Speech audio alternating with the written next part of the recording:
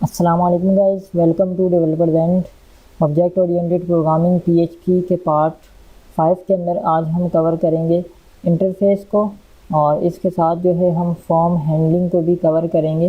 So guys start करते हैं। First of all हम बात कर लेते हैं कि इंटरफेस क्या है और इसे किस लिए यूज़ किया जाता है। इंटरफेस बेसिकली अगर जब हमें कोई काम ग्लोबल करना होता है, यानी हम चाहते हैं कि उसको इनकम्प्लीट मेथड की शक्ल में हम रख दें इंटरफेस के अंदर, और जहाँ पे जितनी दफ़ा हमें ज़रूरत पड़े हम उसको रीयूज़ करना चाहें, तो उस पर्पज़ के लिए हम इंटरफेस को यूज़ कर रहे होते हैं। और एब्स्ट्रैक्शन और इंटरफेस में जो कॉमन फ़र्क है वो यही है कि एब्स्ट्रैक्शन के अंदर आप जो है कंप्लीट मेथड भी बना सकते हैं, बट इंटरफेस के अंदर आपको इनकम्प्लीट मेथड ही बनाना होता है, और जो कि ग्लोबल होता है तो वो हम आसानी से पूरी एप्लीकेशन में एक्सेस कर सकते हैं। बाकी लैंग्वेज में इंटरफेस का फ़ायदा ये भी होता है कि हम उसके थ्रू मल्टीपल इनहेरिटेंस कर रहे होते हैं, बट पीएचपी के अंदर हम इंटरफेस के थ्रू डायरेक्टली इनहेरिटेंस नहीं कर सकते मल्टीपल। तो हम एक और तरीका भी देखेंगे कि किस तरह हम मल्टीपल इनहेरिटेंस कर सकते हैं पीएचपी के अंदर। सो स्ट्रेट फॉरवर्ड बढ़ते हैं और अब हम स्टार्ट करते हैं। यहाँ पे मैं एक फ़ाइल बनाता हूँ इंटरफेस डॉट पी के नाम से, और यहाँ पे जो है मैंने पीएचपी का टैग ओपन किया। अब इंटरफेस बनाने के लिए आपको इंटरफेस का कीवर्ड लगाना होता है। इंटरफेस के लिए आपको इंटरफेस का कीवर्ड लगाना होगा, और उसके बाद आई करके, ये इसका एक्सटेंशन है, आप ना लगाएं तो भी कोई इशू नहीं है, आई स्टूडेंट कर देते हैं।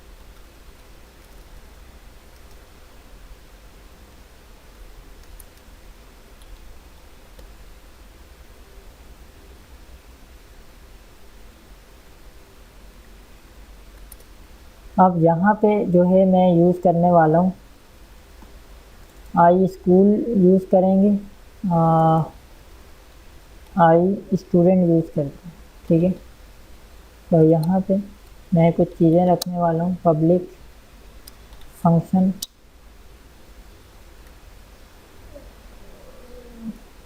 स्कूल, इसका नाम हम आई स्कूल ही कर देंगे। यहाँ पे हम एक पैरामीटर देते हैं स्कूल का नाम। ठीक है, अब हम इसको यूज़ कैसे करेंगे, हम एक क्लास बनाएंगे, मैंने कहा स्टूडेंट की, और इसके साथ हम इंटरफेस को इम्प्लीमेंट किया जाता है। हर लैंग्वेज में इंटरफेस इम्प्लीमेंट किया जाता है। यहाँ पे हम इम्प्लीमेंट करेंगे आई स्कूल, और जैसे ही हम इंटरफेस को इम्प्लीमेंट करेंगे तो अगर डायरेक्टली मैं चला दूँ अभी इस केस में, तो क्या होगा, ये देखिए एरर क्या आया कि आपने जो है ऑलरेडी एक मेथड बनाया हुआ है जिसका नाम है स्कूल, आई स्कूल, ये इंटरफेस है, इसको आपने इम्प्लीमेंट नहीं किया, यानी कंप्लीट नहीं किया। इनकम्प्लीट मेथड है तो इसको कंप्लीट करना ज़रूरी है। तो अब मैंने इसको कंप्लीट किया, मैंने कहा public function school,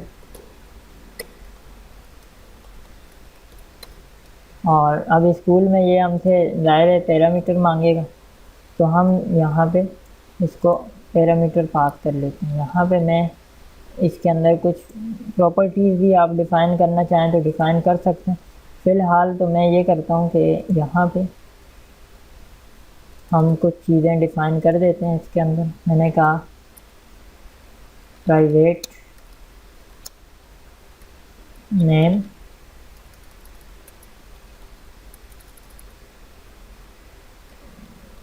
school name, private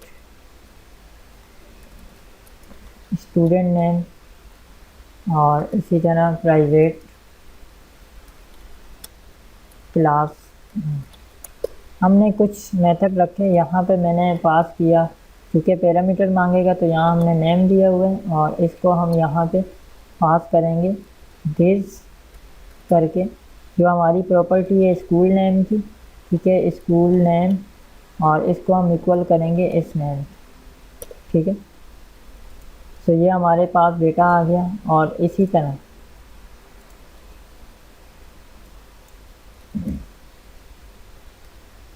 अब आप इसके अंदर मज़ीद डेटा भी रखना चाहें तो रख सकते हैं, ठीक है। जैसे कि मैं यहाँ पे कुछ डेटा ऐड कर लेता हूँ। मैंने कहा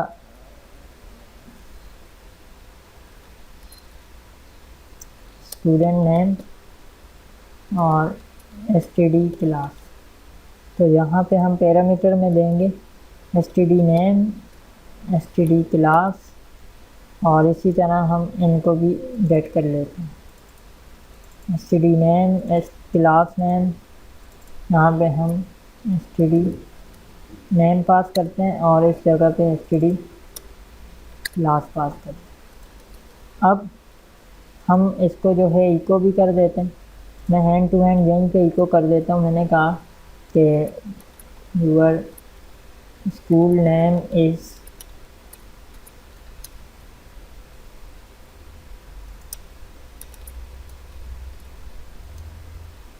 और यही सेम काम हम यहाँ करेंगे और यही यहाँ करेंगे। यहाँ हमने कहा your class name, your student name,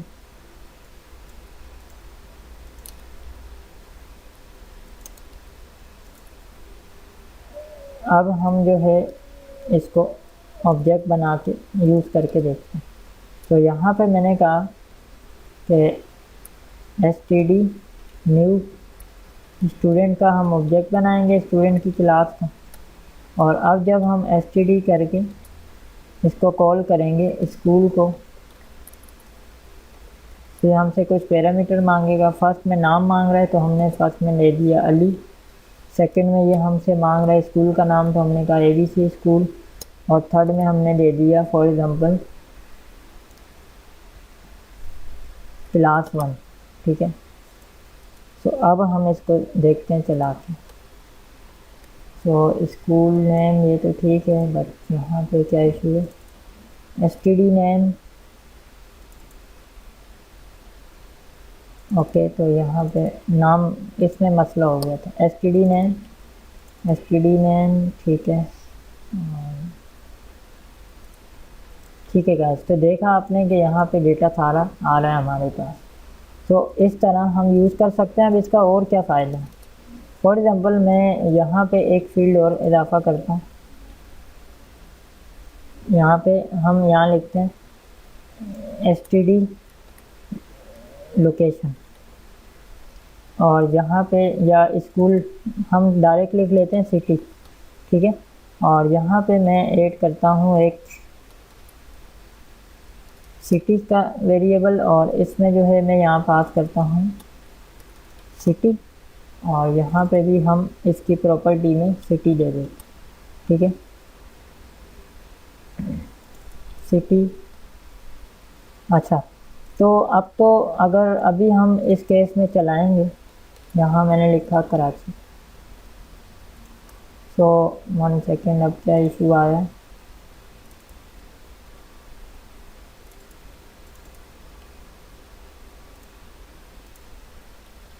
city name,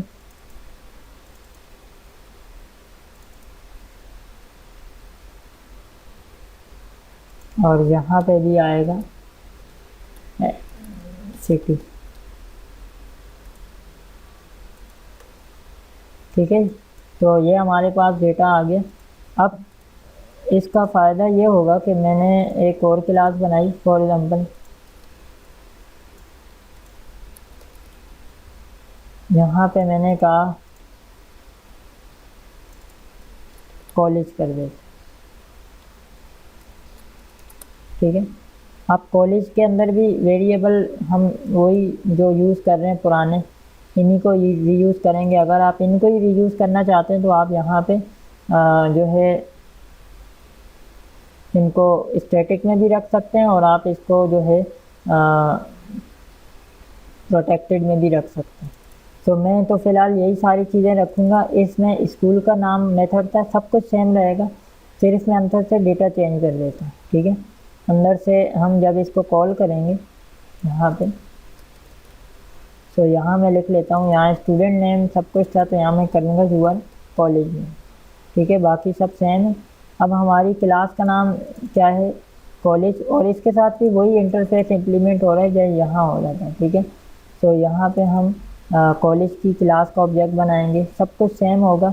यहाँ पे मैं कर देता हूँ उर्दू या ABC बॉयज़ कॉलेज। ठीक है, यहाँ पे हम कर देते हैं। ठीक है, और यहाँ पे हम लोकेशन भी चेंज कर देते हैं और नाम भी चेंज कर देते हैं।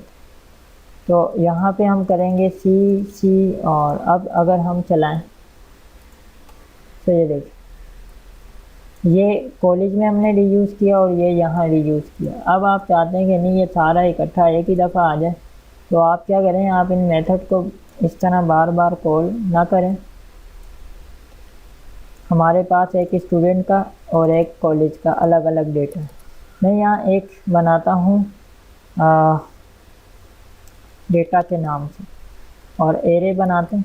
इसके अंदर मैं स्टूडेंट को और कॉलेज को, यहाँ मैं करता हूँ स्कूल, हम इसका नाम स्कूल कर देते हैं और इसको कर देते हैं कॉलेज।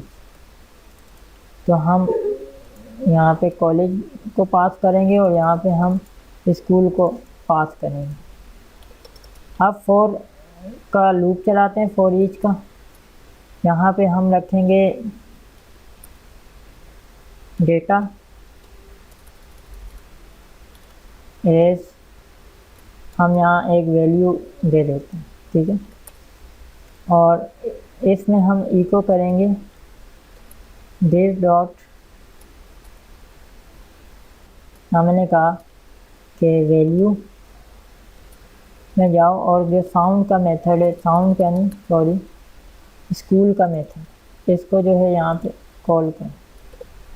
ठीक है, तो अब ये हमसे डायरेक्टली जो है जैसे हम कॉल करेंगे। ठीक है, अगर आपने इसको जो है यहाँ पे इसके अंदर मेथड चीज़ें यूज़ की हुई हैं, यहाँ पे हम डायरेक्टली अगर इसके अंदर डेटा स्टोर करें तो ये सारा डेटा जो भी होगा वो हमें दिखा। हमने फॉर एग्ज़ाम्पल रन टाइम पे अभी मैं दे रहा हूँ यहाँ पे डेटा, मैंने कहा ABC और यहाँ मैंने दिया 1 और यहाँ मैंने दिया ना। चलाते हैं तो ये देखिए इसने सबको एक जैसा कर दिया। उसकी रीज़न कि हमने क्या किया कि इन दोनों को एक के अंदर रख दिया। अगर आप चाहते हैं कि नहीं ये हर बार चेंज हो तो फिर आप इसको इस तरह कर सकते हैं कि आप जो है इसके जो मेथड है, ठीक है, वो आप अलग अलग बना दें। लाइक ये जो डेटा है ना, ये बजाय यहाँ पैरामीटर देने के, इंटरफेस में पैरामीटर देने के, आप इसको खाली छोड़ दें और डायरेक्टली वैल्यू असाइन करें। ठीक है, और वो वैल्यू बजाय पैरामीटर के आप अंदर दे दें। तो मैं आपको दिखा देता हूँ जस्ट छोटा सा डेमो करके। यहाँ मैंने एक पब्लिक फंक्शन डेमो का बनाया, ब्लैंक फंक्शन है ये। ठीक है, इसका हम नाम चलो रखते हैं डिस्प्ले। ठीक है, हमने ये रख दिया। अब ये भी इंटरफेस के अंदर ही है, बट ये कौन सा सिंपल हमारा फंक्शन है, ये पैरामीटर वाला है और ये सिंपल है। अब मैं इसको भी यहाँ पे कॉल करूँगा दायरे इम्प्लीमेंट, तो हमें इसको भी करना है। तो पब्लिक फंक्शन और यहाँ पे हम करेंगे डिस्प्ले। ठीक है, मेथड, और यहाँ पे मैं फॉर एग्जांपल रखता हूँ आई एम फ्रॉम स्कूल।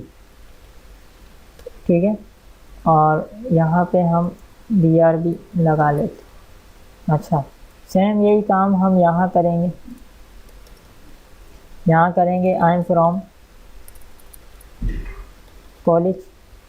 नीचे आते हैं, यहाँ पे स्कूल था क्योंकि ये तो पैरामीटर मांग रहा था। तो अब अगर मैं दूसरी वाली इसी सेम वैल्यू को यूज़ करूँ और इसके अंदर से मेथड कॉल करूँ डिस्प्ले का, तो इस केस में क्या होगा, वो स्कूल का डेटा अलग से उठाएगा, कॉलेज का अलग से, क्योंकि दोनों का डेटा आपका एरे में आ रहा है। तो आप इजीली जो है यहाँ पे काम कर सकते। सो होपफुली आपको इंटरफेस का कॉन्सेप्ट समझ आ गया कि इंटरफेस किस पर्पस के लिए यूज़ होता है। अब हम बढ़ते हैं कि इसको मल्टीपल कॉन्सेप्ट में कैसे यूज़ करें, यानी मल्टीपल इनहेरिटेंस डायरेक्ट तो पॉसिबल है नहीं, तो उसका अल्टरनेट क्या सॉल्यूशन है। तो उसके लिए मैं अलग से एक फ़ाइल बनाता हूँ जिसका मैं नाम ही रख देता हूँ मल्टीपल इनहेरिटेंस .php। यहाँ पे बेसिकली PHP के अंदर जो मल्टीपल इनहेरिटेंस का कॉन्सेप्ट है वो आया है एक ट्राइड के फंक्शन से। एक ट्राइड का फंक्शन है बेसिकली, ये कीवर्ड है हम जिस भी फंक्शन के आगे लगाते हैं तो ये उस फंक्शन को एक तो ग्लोबल कर देते हैं, ठीक है। दूसरा ये उसको एज अ लाइब्रेरी मतलब ट्रीट करता है। किस तरह मैं आपको दिखाता हूँ। यहाँ मैंने बनाया फॉर एग्जांपल फंक्शन डिस्प्ले, या हम करते हैं इन्फो, ठीक है। और इन्फो किस चीज़ की, यहाँ पे मैंने लिखा पब्लिक फंक्शन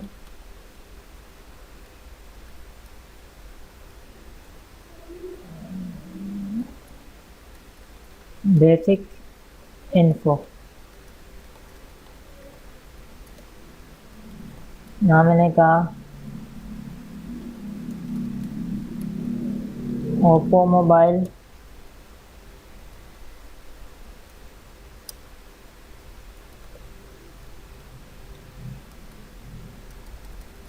नाम कहते हैं Core i5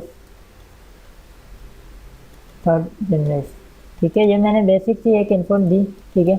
अब इसको हम यूज़ कैसे करेंगे, या चलें ये भी नहीं लेते, मैं यहाँ कर देता हूँ फॉर एग्जांपल वर्जन 1.0, ठीक है। ये हमने दे दी। अब हम एक क्लास बनाते हैं, ठीक है। मैंने एक क्लास बनाई, मैंने कहा मोबाइल की, या हम बनाते हैं स्कूल SMS सिस्टम, एक स्कूल मैनेजमेंट सिस्टम बना रहे हैं, ठीक है। School management system. अब इसके अंदर हमें ज़ाहिर वर्जन हमें चाहिए, तो मैं क्या करूँगा, जैसे इसके अंदर जो इसकी अपनी डिटेल है वो तो हम रखेंगे। जैसे मैंने कहा डिस्प्ले, एक मेथड रखा जिसमें हमने रख दिया कि भाई ये जो है फॉर एग्जांपल ये स्कूल बेस सिस्टम है, ये हमने एक इन्फो दे दी। ये तो हो गया नॉर्मल क्लास के अंदर जो हमारा फंक्शन होता है जिसको हम मेथड बोलते हैं। अब हम इसको कैसे यूज़ करेंगे यहाँ पे, तो हमने कहा यूज़ इन्फो, बस इतना करना है। अब हम आएंगे, मैं ऑब्जेक्ट बनाता हूँ किसका, SMS का। और अब जब S करके हम गेट करेंगे, एक तो मैं सबसे पहले इन्फो को, हमारे पास कौन सा मेथड है बेसिक इन्फो, तो मैं बेसिक इन्फो को कॉल करता हूँ जो कि कहाँ से आ रहा है, इन्फो यानी स्ट्राइड के कीवर्ड के थ्रू आ रहा है। और दूसरा हम इसी को कॉपी पेस्ट करेंगे ये वाला डिस्प्ले जो कि SMS के अंदर खुद से इसके अंदर हमने बनाया है, और एक है जो हमने स्ट्राइड बनाया था जिसको हमने यहाँ यूज़ किया। तो यहाँ पे मैं डिस्प्ले को भी यूज़ करता हूँ। अब हम दोनों को चलाते हैं यहाँ पे, तो ये देखिए वर्जन 1.0 और ये आ रहा है, ठीक है। इसी तरह आप इसमें अगर फॉर एग्जांपल पैरामीटर दे दें तो ये ग्लोबल हो जाएगा वर्जन। अब जब जब कोई वर्जन आएगा, वर्जन इस हम यहाँ पे पास कर देते हैं,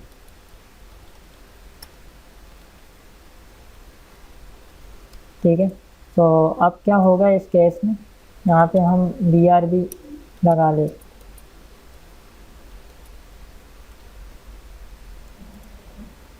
तो यहाँ से ये हमसे हर बार वैल्यू मांगेगा। हमने कहा 1.0, तो ये देखें।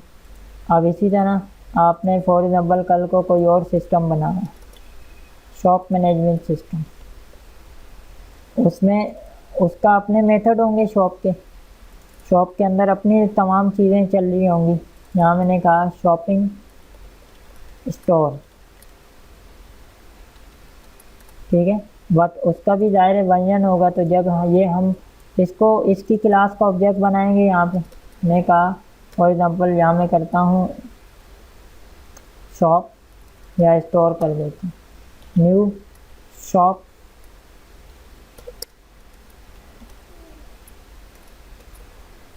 हम इन्हीं मेथड को कॉल करेंगे। यहाँ हमने कहा 2.0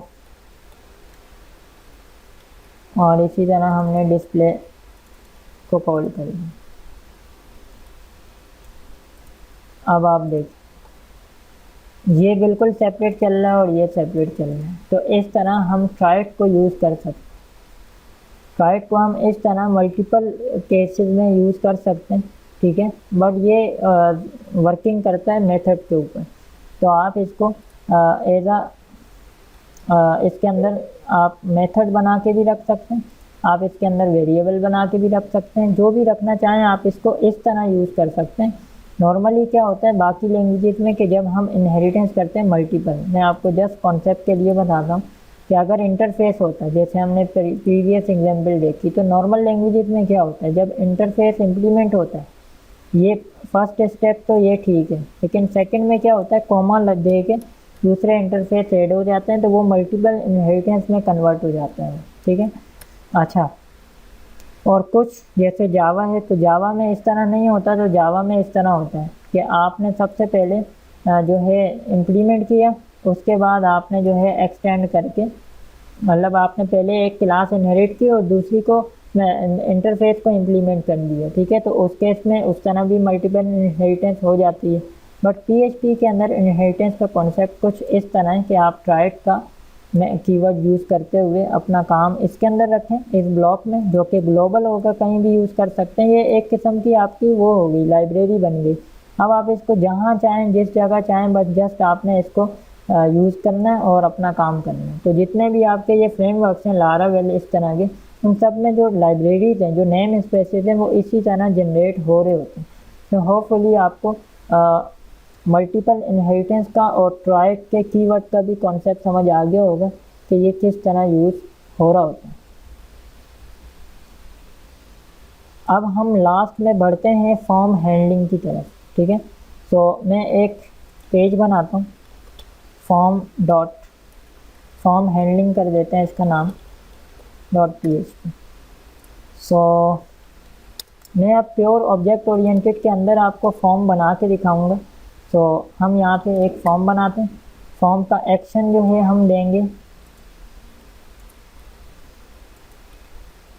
.php और यहाँ मेथड हम देंगे पोस्ट। इनपुट में मैंने दे दिया यहाँ पे नेम और प्लेस होल्डर में हमने पास कर दिया इंटर नेम।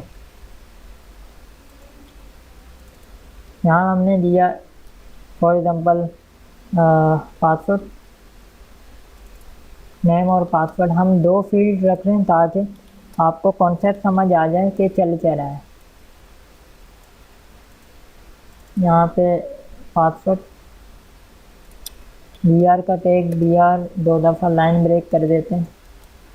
अच्छा जी, नीचे हम एक बटन बनाते हैं सबमिट का और टाइप हम रखेंगे इसकी सबमिट। नेम में हम पास करेंगे 8 का, जो भी आप नाम देना चाहें दे दें। तो ये तो हो गया हमारा एक बेसिक सा फॉर्म। अब हम बढ़ते हैं कि इसको प्योर ऑब्जेक्ट ओरिएंटेड में क्या होगा। अब दो कॉन्सेप्ट हैं, या तो आप इसको ये करें कि इसको आप बजाय यहाँ पे कॉल करने के आप अलग से एक फ़ाइल बनाएं, वहाँ पे इसको वहाँ क्लास बना दें और उस फंक्शंस के अंदर काम करें। बट आप चाहें तो डायरेक्टली इस जगह भी काम कर सकते हैं। किस तरह मैं दिखाता हूँ आपको। यहाँ मैंने एक क्लास बनाई, मैंने PHP का टैग ओपन किया, यहाँ मैंने एक क्लास बनाई, इसका मैंने नाम रखा for example user login system. ये मैं बनाता हूँ, ठीक है। अच्छा, इसके अंदर क्या होगा, हमने यहाँ पे कुछ वेरिएबल लेने, जैसे मैंने कहा private user name private name, private password, ठीक है। उसके बाद हम यहाँ बनाएंगे पब्लिक फंक्शन लॉगिन का, इसमें हम n और p पास करेंगे और यहाँ हम करेंगे कि इस नेम की वैल्यू इस n के अंदर आए, या मैं इसको डायरेक्टली लिख लेता हूँ नेम एंड पास, ठीक है। और इसी तरह हमने कहा कि इस पासवर्ड की वैल्यू जब ये लॉगिन का मेथड कॉल होगा ऑब्जेक्ट बनाते हुए तो ये 2 पैरामीटर मांगेगा और जब इसमें मिलेंगे तो वो डेटा यहाँ से होता हुआ इन वेरिएबल के अंदर आ जाएगा, ठीक है। तो ये हो गया प्योर एक कॉन्सेप्ट ऊप का, ठीक है। तो यहाँ पे मैं ये भी करता हूँ कि इफ़ की कंडीशन लगाते हैं। मैंने कहा इफ़ अगर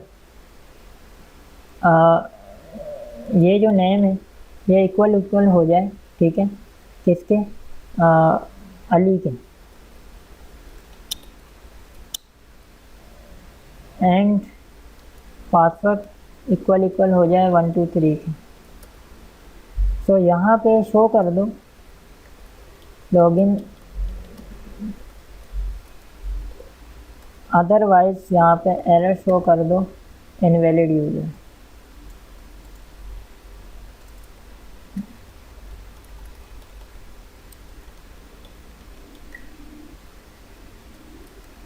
ठीक है जी। तो ये हमने एक बेसिक कॉन्सेप्ट रखा। अब हम यहाँ नीचे आते हैं, यहाँ पे मैं ऑब्जेक्ट बनाता हूँ। मैंने कहा लॉगिन के नाम से वेरिएबल बना के हम लॉगिन सिस्टम की जो हमारी क्लास है इसका ऑब्जेक्ट बनाएंगे, और जब हम इस लॉगिन को कॉल करेंगे एक्सेस मेथड के थ्रू तो हमें एक लॉगिन का फंक्शन मिलेगा। इसको जब हम कॉल करेंगे तो ये आपसे कुछ पैरामीटर मांगेगा, ठीक है। तो यहाँ पे मैं क्या करने वाला हूँ कि यहाँ तक तो अगर मैं अभी डायरेक्टली आपको दिखाऊँ, यहाँ मैं करूँ 1 2 3 और इसको हम चलाएं तो क्या आउटपुट आने वाला है वो ज़रा हम देखते हैं। हम जाते हैं और उसको कॉल करते हैं लॉगिन सक्सेसफुल। अभी इसका ताल्लुक बटन से नहीं है, किसी भी चीज़ से नहीं है। हम चाहते हैं कि ये बटन के अंदर आए तो उसके लिए हम वही इफ सेट करेंगे, ठीक है। यहाँ पे हम मेथड क्या करेंगे, पोस्ट और 8, या इसका नाम आप लॉगिन रखना चाहते हैं तो लॉगिन रखना, बात एक ही। अच्छा, सो मैं इस इफ सेट के अंदर इस तमाम काम को रखूँगा। ये जितना भी हमने ये सारा काम किया यहाँ तक का, ये सारा हम कट करेंगे। अब हम इस सेट के अंदर रखेंगे। इफ सेट का मतलब क्या है कि जब बटन पे क्लिक होगा इस वाले, तभी ये डेटा यानी जो भी इसके टेक्स्ट बॉक्स हैं इसमें से वैल्यू हम गेट करें। तो ये हमने सारा डेटा कहाँ रखा, अपने इफ सेट के अंदर। उसके बाद अब वैल्यू भी हमें गेट करनी है इनकी, तो हम क्या करते हैं कि यहाँ पे मैंने कहा नेम और पोस्ट, हमने कहा यहाँ पे नेम को गेट कर दो, और इसी तरह यहाँ हमने कहा पासवर्ड को गेट कर दो। अब ये नेम और पासवर्ड जो हैं ये क्या है हमारे, मैं यहाँ कमेंट कर देता हूँ, ये हमारे फॉर्म के वेरिएबल हैं। फॉर्म्स के अंदर जो फील्ड्स हैं उनको हमने यहाँ गेट किए, ठीक है। तो ये बाकी हमारी ये क्लास है। नीचे जब ये कॉल हो रहा था तो अभी तो हमने डायरेक्ट वैल्यू दी थी, लेकिन इस दफ़ा क्या होगा, चूँकि हम सारे इस वक्त काम मौजूद हैं इस ब्लॉक के अंदर इफ सेट के, कि जब इस पर क्लिक हो तो ये वैल्यू गेट होंगी, ये वाली। अगर मैं आपको दिखाऊं अभी के लिए प्रिंट आर करके, तो आप देखें कि जो भी हम पोस्ट करेंगे वो सारा डेटा हमारा नज़र आएगा।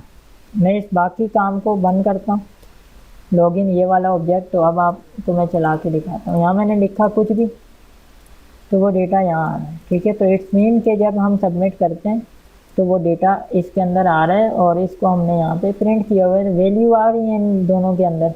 तो हमने क्या करना है कि इन 2 लाइनों को दोबारा अनकमिट करते हैं, बजाय कि हम खुद से यहाँ वैल्यू दें, हम यहाँ पे क्या करेंगे कि वो वेरिएबल कॉल कर देंगे, यहाँ पे नेम और यहाँ पे पासवर्ड। कौन से वेरिएबल? जो ये वाले बने हुए हैं, ठीक है। अच्छा, अब हम आते हैं और अब दोबारा चलाते हैं। मैंने कहा उस्मान तो इनवैलिड, और अगर मैं लिखता हूँ अली तो देख, तो प्योर आपका ये जो मैसेज आ रहा है ये कहाँ से आ रहा है? ये फील्ड्स, ये वाली डेटा आपका कहाँ जा रहा है? इस लॉगिन के मेथड में, और यहाँ से होता हुआ इस क्लास में जा रहा है, और इसके अंदर से वो मैच करके ला रहा है। अली हो तो ये लाए, और अगर इनवैलिड हो, नहीं मिलता, पासवर्ड मैच नहीं होता, तो ये लाए। तो होपफुली आपको कॉन्सेप्ट समझ आ गया होगा कि किस तरह हम प्योर ऑब्जेक्ट ओरिएंटेड को यूज़ करते हुए फॉर्म हैंडलिंग कर सकते हैं। अपकमिंग इसके लास्ट पार्ट के अंदर मिलेंगे, जिसके अंदर हम डिटेल में कंप्लीट ऊप का प्रोजेक्ट बनाएंगे, रियल वर्ल्ड देखेंगे कि इन तमाम जो हमने कॉन्सेप्ट देखे स्टेप बाय स्टेप, इनको मिक्स करके हम क्या जो है फाइनल एक प्रोडक्ट बना सकते हैं। इस वीडियो में कोई भी कन्फ्यूजन आई है तो आप कमेंट करके ज़रूर पूछें, और अगर आपको ये वीडियो पसंद आई है तो इस वीडियो को लाइक करें, शेयर करें, और अगर आप चैनल पर नए हैं तो चैनल को सब्सक्राइब करें, बेल का आइकन प्रेस करें, ताकि तमाम लेटेस्ट वीडियोज़ आप तक पहुँचती रहें। मिलते हैं नेक्स्ट वीडियो में किसी नए टॉपिक के साथ, तब तक के लिए अल्लाह।